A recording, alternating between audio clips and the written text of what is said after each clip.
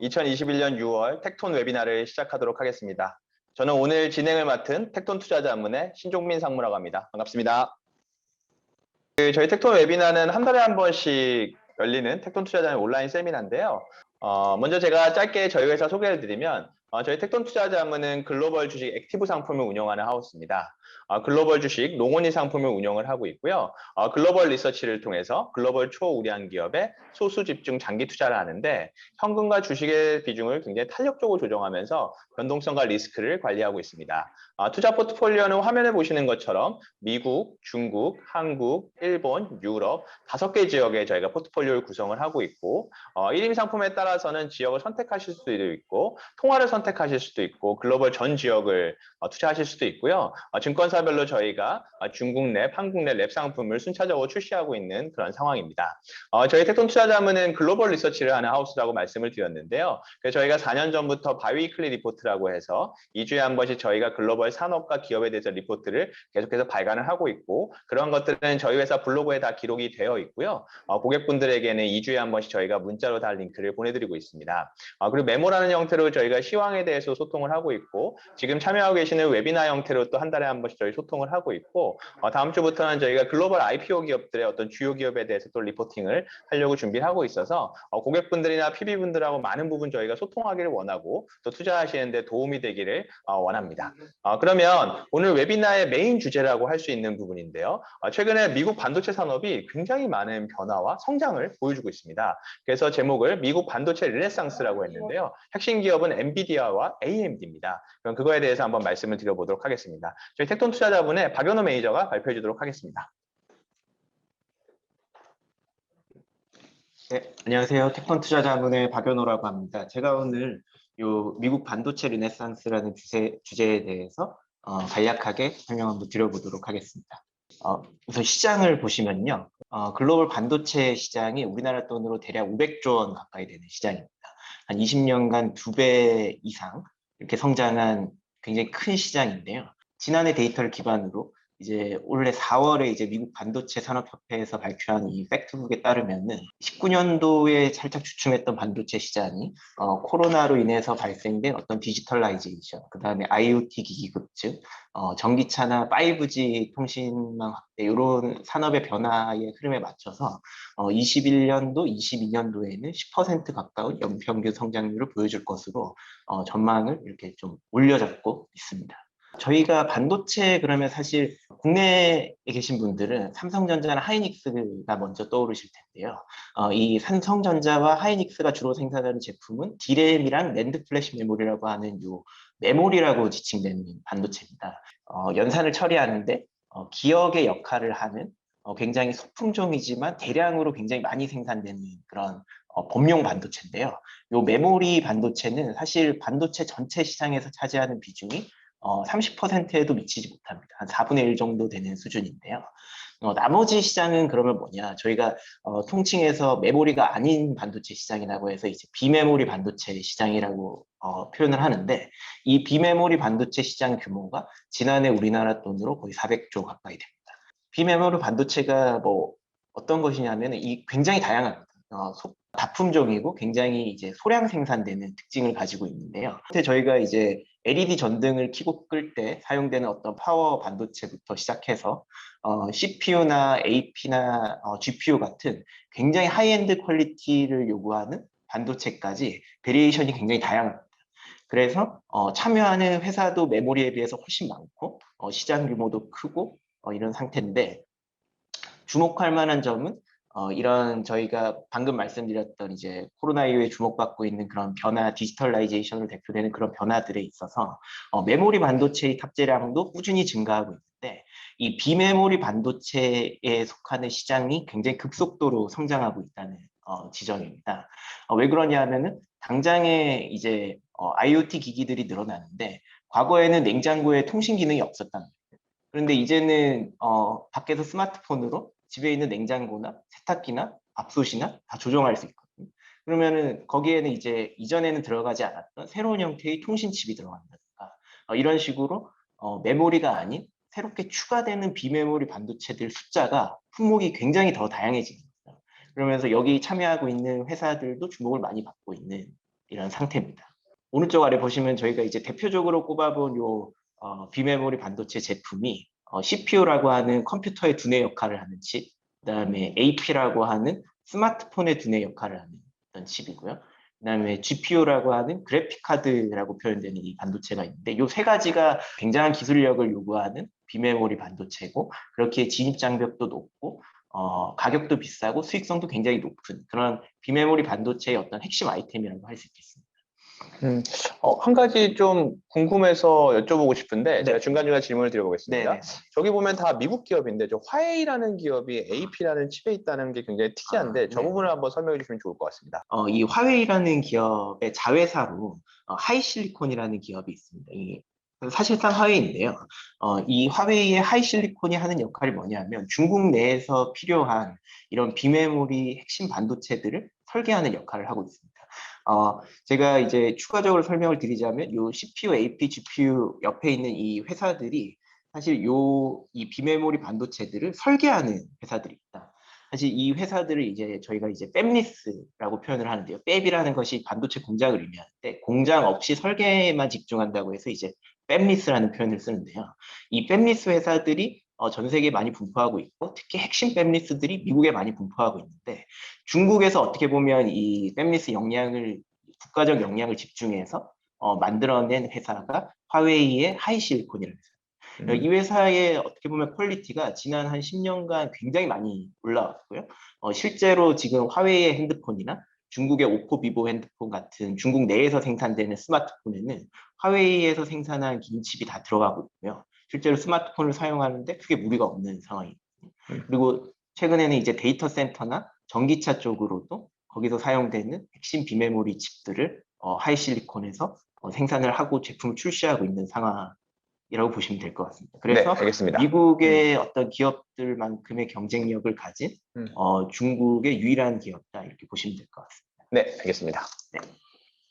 그래서 상무님께서 말씀하신 것처럼 이 CPU, AP, GPU로 대변되는 대표적인 핵심 비메모리 반도체의 설계를 대부분 미국 회사들이 다 하고 있습니다. 이 표를 잠깐 보시면요. 이것도 이제 그 미국 반도체 산업협회에서 이제 발표한 자료인데요. 비메모리 최강자 미국이라고 표현할 수 있을 정도로 이 미국이 비메모리 반도체에서 차지하는 비중이 굉장합니다. 요거는 이제 전체 반도체 시장에서 미국이 한 47% 정도 차지한다는 이야기인데요. 비메모리로 한정한다면은 거의 한 70% 가까이 미국의 기업들이 시장을 점유하고 있다고 보시면 될 것 같고요. 특히 뭐 매출액 탑 10을 이렇게 꼽게 되면은 거의 뭐 6, 7개 기업이 미국, 좀 전에 말씀드렸던 기업들도 포함되어 있고요. 미국이라고 보시면 될 것 같습니다. 특히 AP에서 이제 애플을 언급드렸는데 애플 같은 경우에는 어떻게 보면 AP로는 전 세계 최고의 경쟁력을 가지고 있는 회사인데 사실 자기들이 설계해서 자기들 아이폰에 넣고 자기들 맥북에 넣거든요. 대외적인 매출액이 발생하지 않는 상황. 그래서 그런 애플의 경쟁력까지 추가하면 사실상 비메모리 시장에서 미국이란 지역이 가지는 어떤 이 경쟁력이 굉장하다는 건 사실을 미루어 짐작해 볼 수 있습니다.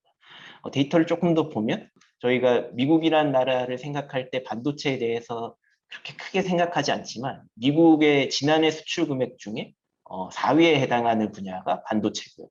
사실상 위쪽으로 보면은 이제 정유나 방산 쪽 관련된 우리가 전통적으로 미국이 많이 수출한다는 제품밖에 없고 우리가 일상적으로 생각하는 전자제품이나 이런 제조업과 관련된 섹터로는 반도체가 가장 크다고 할 수 있어요.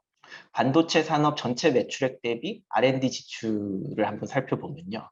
중국이 반도체 투자를 열심히 하고 있다고 하지만 중국 대비 미국이 R&D 지출 비율이 한 3배 가까이 높습니다. 그만큼 비메모리 반도체 중에서도 되게 높은 사양을 요하는 그런 고사양 칩은 미국 기업들이 경쟁력을 가진다고 말씀드릴 수 있을 것 같습니다. 네. 그래서 저희가 엔비디아와 AMD라는 기업을 한번 이제 대표적으로 꼽아봤는데요. 이 엔비디아라는 기업은 많이들 아시겠지만 주가도 많이 오르고 지금 현재 시가총액이 한 560조 원으로 삼성전자보다 큰 상태입니다. 근데 이 엔비디아는 또 설계만 하는 그런 기업이거든요. 그러니까 사실상 어떻게 보면 이제 실물 자산이 없는데 어떤 설계 역량만 가지고 매출액도 수십조 원을 발생시키고 이익도 벌어내는 그런 시가총액이 삼성전자보다 큰 기업으로 이제 발전하는 상태인데 이 회사가 올해 2021년도 1분기 기준으로 우리가 생각하는 외장 그래픽 카드 시장 점유율이 81%까지 올랐습니다. 그러니까 사실상 거의 독과점 상태고요. 이게 중요한 점은 2020년도 1분기에는 75%였는데 이게 코로나 이후에 더 급격하게 올라가고 있습니다.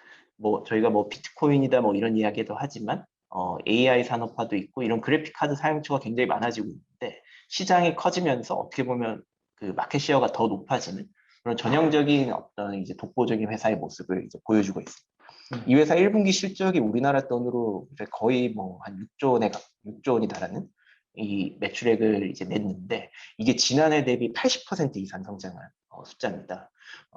코로나로 기저가 아니냐 하실 수 있는데 코로나가 있었던 지난해 1분기에는 한 40% 가까이 성장했거든요. 그러니까 매출액의 성장 속도, 비즈니스 성장 속도가 굉장히 빠르다고 할 수 있고, 레피니티브 데이터 기준으로 지난해 실적 기준으로는 현재 뭐 PR이 한 100배 정도 되는데 올해 예상 실적 가지고는 PR이 한 45배까지 떨어져요. 그러니까 올해 실적이 굉장히 많이 늘어나고 내년, 내후년 전망치도 산업 전망이 굉장히 좋기 때문에 전문가들 대부분 긍정적으로 이렇게 보고 있는 상태입니다. 그래서 나올 실적을 생각해 보면 회사가 더 성장할 수 있다, 비싸지 않다 이런 판단을 할 수도 있을 것 같습니다.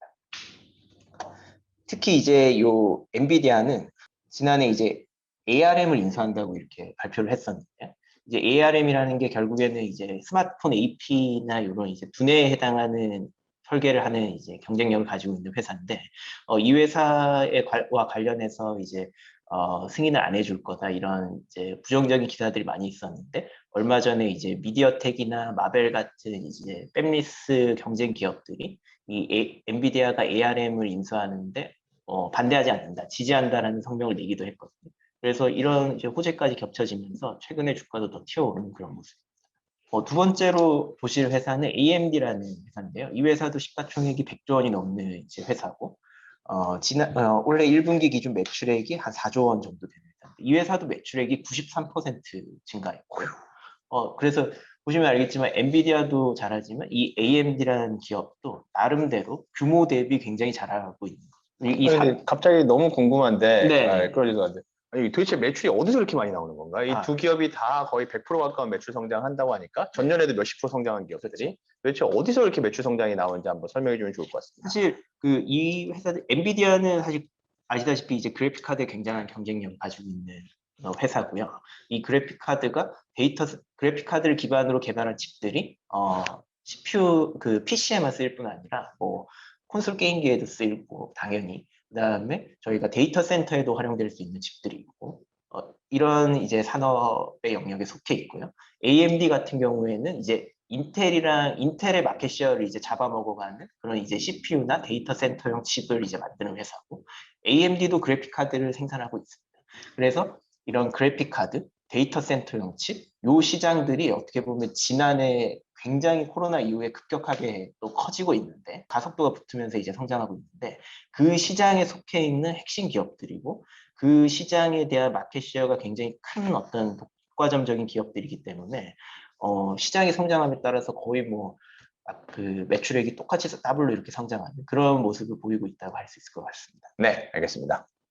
그래서 이 AMD도 그 엔비디아와 마찬가지로 이 GPU나 데이터 센터 관련된 칩들을 개발하고 신제품을 계속 내고 있는데 이 두 엔비디아나 AMD가 하는 이제 공통적으로 하는 말이 이렇게 사용되는 이제 고사양 칩들이 단순히 이제 과거처럼 이제 게임하는 데 필요한 그래픽 카드라던가 아니면은 뭐 데이터 센터에 들어가는 뭐 특정 칩이라던가 이런 수준이 아니고 우리가 항상 논의하고 있는 AI 솔루션이 적용되는 곳이라던가 아니면 클라우드 플랫폼이 더 확대되는 곳이라던가 아니면 자율주행 기술이 필요한 곳이라던가 AR, VR 기술이 필요한 곳이라던가 이런 저희가 평소에 논하는 이런 굉장히 이제 첨단 기술들에 이런 칩들이 거의 대부분 다 사용이 되고 있거든요. 그 다음에 사용량이 점점 늘어나고 있고 그다음에 이런 GPU나 데이터 센터 칩이 굉장히 고사양 칩이다 보니까 이런 칩들을 기반으로 해서 조금 더 어플리케이션이 다양한 그런 신제품들이 계속 나오고 있는 상황. 그래서 이 회사들의 어떻게 보면 이제 성장 동력은 이런 급격하게 발전하고 있는 첨단 기술로 인해서 생겨나는 새로운 시장이라고 보시면 될 것 같습니다. 네. 근데 이제 저희가 아이디어를 좀 생각해 본 부분은요. 이런 경쟁력 있는 회사들이 이제 미국에 있는데 그러면은 이 최근에 저희가 이제 미중 무역 분쟁이나 이런 주제에 대해서 이야기를 많이 하지 않았습니까? 근데 이제 중국도 그렇고 미국도 그렇고 사실 이 반도체에 대한 이야기를 굉장히 많이 하고 있습니다. 실제로 이런 되게 자극적인 어떤 표현을 써가면서 신문지상에서도 이런 경쟁 이슈가 나오고 있는 상황이고요. 그래서 미국도 투자할 거다, 중국도 뭐 더 투자할 거다, 뭐 이런 식으로 이제 막 경쟁적으로 이제 반도체 이야기를 하고 있는데 이게 어떻게 보면은 저희가 올 초에 봤었던 것처럼 굉장히 이례적으로 반도체가 좀 부족해서 자동차 공장이 스탑하고 관련되어 있는 부품 체인 단의 회사들이 이제 좀 몇 달 동안 문을 닫고 하면서 실직하는 사람들이 생기고 이런 황당한 일들이 반도체 때문에 생기는 걸 인류가 어떻게 보면 처음 겪어본 거거든요. 그러면서 일부 전문가들만 알고 있던 어떤 반도체에 대한 중요성에 대한 인지를 정부 관계자는 물론이고 이런 일반적인 국민들도 와 반도체가 부족해지면은 진짜 큰일 나는 거. 반도체 체인이 문제가 생기면은 전체 제조업의 서플라이 체인에 굉장히 큰 문제가 생기는구나라는 것을 전 국민이 다 어떻게 보면 뼈저리게 알게 된 거죠. 그렇게 되면서 이걸 어떻게 보면 핵심 아젠다로 해가지고 이 미중의 또 추상적이었던 무역 분쟁이 반도체 패권 경쟁이라는 굉장히 구체적인 양상으로 나타나고 있다고 저희는 보고 있습니다. 이 바이든 대통령 같은 경우에는 한 나라 대통령으로 이렇게 반도체 웨이퍼를 이렇게 손에 들고 이야기하는 이 사진을 본 거는 저도 처음인 것 같은데 이 정도로 이게 어떻게 보면 국민들한테 주는 메시지가 반도체를 이제 미국 정부가 알아서 다 할 테니까 너무 걱정하지 마라 이런 메시지를 주는 거예요. 그러면서 이제 이야기했던 게 지난 6월 8일에 미국 혁신경쟁법이라는 거를 이제 상원에서 통과시켰는데 골자는 이 첨단 산업에 한 280조 원에서 300조 원 정도를 이제 정부가 이제 몇 년 동안 투자하겠다는 건데 반도체 산업을 특정해서 60조 가까이를 투자한다고 이제 이야기를 했습니다. 그럴 정도로 이제 반도체 서플라이 체인에 이 미국이라는 나라가 굉장히 관심이 많은 상태고 중요하게 생각하고 있고 이어서 한 열흘 정도 뒤에는 기업들의 반도체 투자액에 대해서 25% 세액 공제를 일률적으로 해주겠다. 이런 법안이 상원을 통해서 또 발의가 되기도 했거든요. 어떻게 보면 이 지금 현재 미국도 그렇고 전 세계가 이제 코로나 이후 리커버리에 대한 이제 관심이 정부들이 굉장히 뜨거운 상황인데 이 바이든 행정부 같은 경우에는 첨단 산업에 대한 투자, 그 중에서도 특히 우리가 문제를 뼈저리게 겪었던 반도체 서플라이 체인에 대한 투자를 미국에 적극적으로 하면서 과거에 한 20년 전에 이제 2000년대 후반부터 이제 셰일 가스를 개발하면서 제조업들을 미국으로 리쇼어링 다시 불러온 것처럼 반도체 서플라이 체인을 미국으로 다시 불러 들어와서 지금 현재 이제 미국이 부족한 부분인 반도체 제조 부분을 경쟁력을 다시 쌓아가지고 미국이 다시 한번 80년대 이전에 반도체 세계 패권국의 지위로 올라서겠다. 이런 강한 의지를 보여주고 있는 것 같습니다. 지금 말씀하신 대로 하면 바이든 정부는 어쨌거나 지금의 어떤 새로운 성장 산업, 또 고용 유발 여러 가지들을 반도체 산업을 통해서 이루겠다. 이런 방향이 명확하다고 보면 되는 거겠네요. 그렇습니다. 그러면 이제 여러 기업들 얘기해 주셨는데 우리가 엔비디아, AMD 말고 좀 미국에는 좀 어떤 이런 비메모리 반도체 기업들이 있나요? 좀 전에 말씀드린 것처럼 이제 퀄컴이라는 회사도 사실 이제 170조 원 가까이 되는 굉장히 큰 회사고요. 이제 통신 부분, 특히 5G 부분에 굉장한 이제 강점을 가지고 있고, 또 브로드컴이라는 회사도 사실 200조 원 가까이 되는 통신 전문 칩 회사입니다. 이제 미국에는 그런 회사들도 있고, 또 저희가 웨비나에서 한번 다루기도 했는데, 이제 AMD에 인수된 자일링스라는 이제 회사도 있고, 마벨이라는 회사도 있고, 이런 한 3, 40조 원 정도 되는 특정한 경쟁력을 가진 비메모리 팹리스 회사들도 존재하고 있고요. 특이한 점은 이제 대만 쪽에 보시면은 미디어텍이나 리얼텍이나 노바텍 같은 회사들이 비메모리 반도체를 설계하고 있는데 통신이나 이런 쪽에 이제 특화된 경우가 많고요. 과거에는 굉장히 밸류를 못 받던 산업이었는데 5G나 어떤 데이터 센터들이 늘어나면서 이런 통신 관련 팹리스들이 대만에서 굉장히 각광을 많이 받고 있고 최근에 주가도 많이 오른 그런 상태입니다. 그래서 시가총액도 20조 원에서 크게는 60조 원까지 이렇게 형성이 되어 있는 우리나라랑 조금 환경이 다르다고 보시면 됩니다. 참 반도체 산업은 너무 이게 기업들도 많고 기술들이 다양해서 저희가 훨씬 더 자세한 얘기를 많이 나누고 싶지만 네. 시간 관계상 한번 다음에 또 기회가 되면 나누기로 하고요. 일단 반도체 산업은 오바마 때 어떤 셰일가스처럼 바이든 정부가 가장 핵심적으로 어떻게 보면 집중하는 산업으로 이미 결정이 되었기 때문에 앞으로 굉장히 미국 반도체를 주목해야 된다 이렇게 생각을 하고 있습니다.